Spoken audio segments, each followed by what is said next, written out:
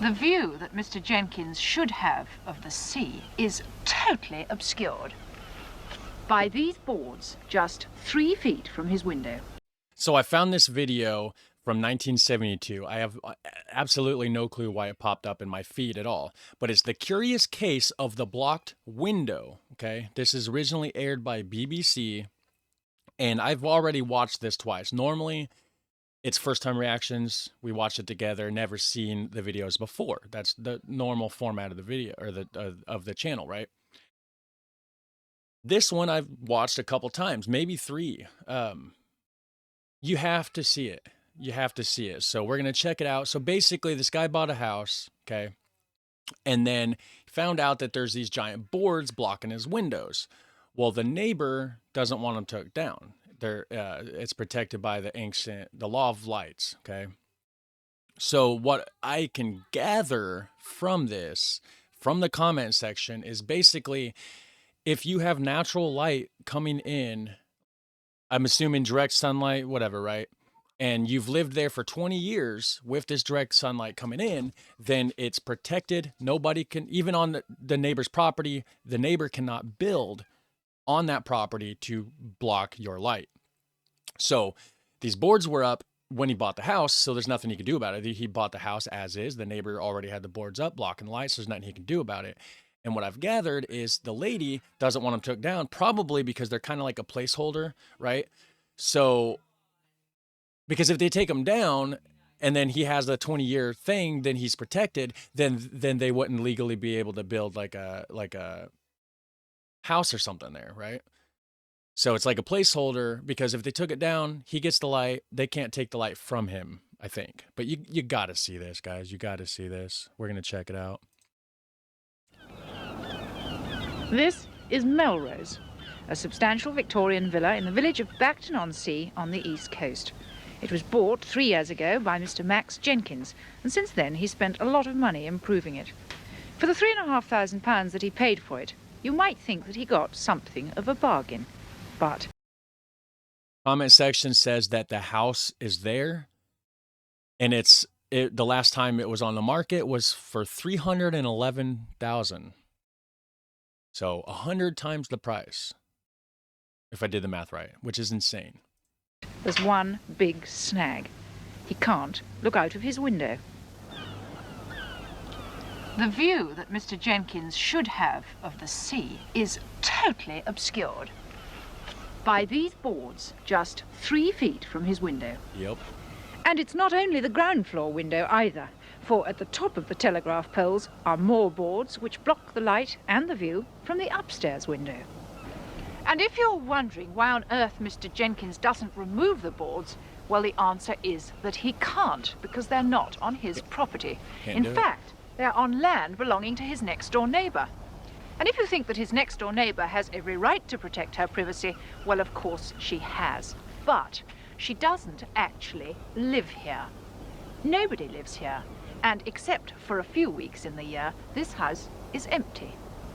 The owner of the boards restricting Mr. Jenkins' view is Miss Day, who lives 20 miles away in Norwich, where she enjoys unrestricted views from her windows. Yes, she does. And she's staring right at that camera, too. Look at that. She noticed the camera, and she's like, she did like almost like a double take. Of her neighbours in Cecil Road. It seems that you're in the most extraordinary predicament here with these boards up outside your windows. How did you ever come to buy the house without realising it? And I thought they were just a windbreak, you know, to keep the east winds off the windows. And I thought to myself, well, once they get installed, I'll pull them down and that'll be that, you know. But it didn't work quite like that, because I got up there one Saturday morning with a cold chisel and a hammer and started bashing, and away comes a local down the road, and he says, I should leave those alone if I was you. So I asked him why, and he said, well, this is governed by the law of ancient lights. So I thought, well, I better make inquiries. So I went to see the owner of the property, who happened to be there at the time, and she said, oh, no, you can't touch those. My father put them there in 1915, and there they're going to stay. So a lot of the things in the comments are saying basically that what probably happened was in 1915, when her father put them up, probably somebody moved out of the house next door, the house that this the guy that looks like Abraham Lincoln here bought. So because you can't block the lights if somebody's living there. So they're saying that somebody must have moved out while the house was empty in between owners.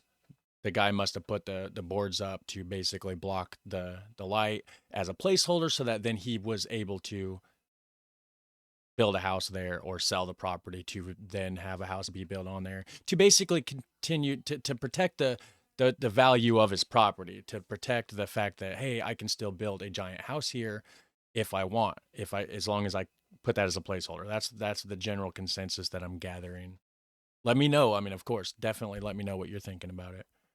Oh, and you know what? I forgot. Links down below in the description section. Click like on it. Duh. We always do that. There we go. We did it. So when I asked her why, she sort of waffled on about the law of ancient lights, but didn't seem to really know what it was all about. Waffled on. So I approached the local council, Smallborough. And after 2 or 3 weeks of waiting and messing about, well, they came back and said they couldn't really do anything. I didn't really get anywhere at all.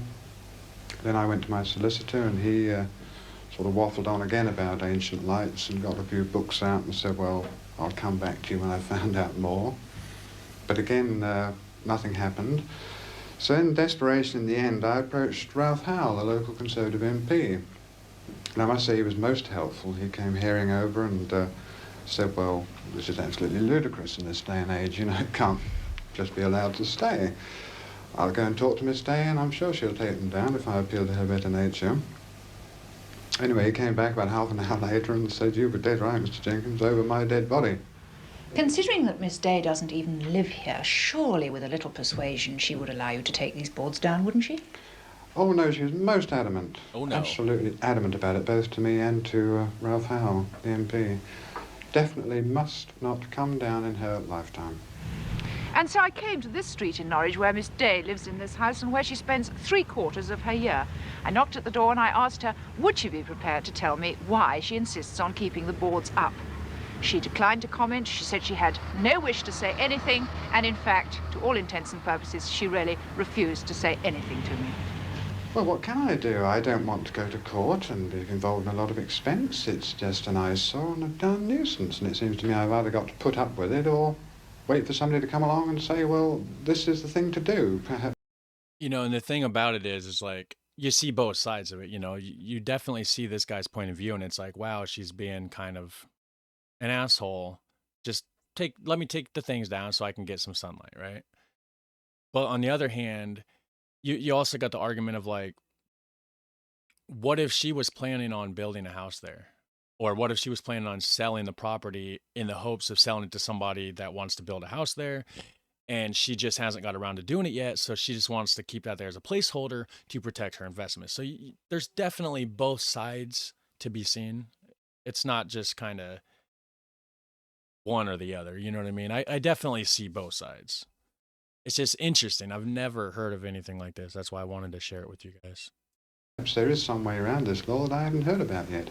Do you ever feel tempted to blow the consequences and just bash them down? Oh, very tempted indeed. In fact, several people have said to me, would you like me to do it one dark night sort of thing, you know, but I've resisted all temptation so far anyway. What could So the far. consequences be at worst? Well, be taken to court, I suppose, and probably made to replace them and possibly be fined for trespass, of course, because I'd have to go onto her property to cut them down.